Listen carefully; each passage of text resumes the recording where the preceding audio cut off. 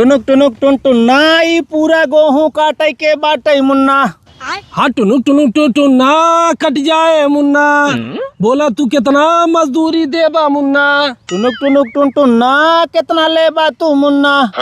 टुनुक टुनुक टुन टुन ना 500 रुपया रोज ही दे दा मुन्ना। टुनुक टुनुक टुन टुन ना 300 रुपया मुन्ना। टुनुक टुनुक टुन टुन ना तने मना हो पाए मुन्ना।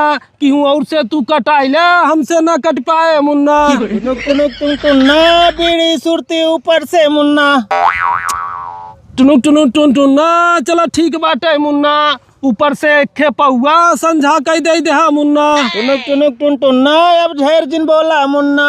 शुरू करा कटाई हम भेजत बाटी सुरती चुन्ना। टुनुक टुनुक टुन टुन ना जा मालिक तू मुन्ना। काट के ढकेल दे थई चाय की व्यवस्था करा मुन्ना। टुनुक टुनुक टुन टुन ना लग जा तू जल्दी मुन्ना।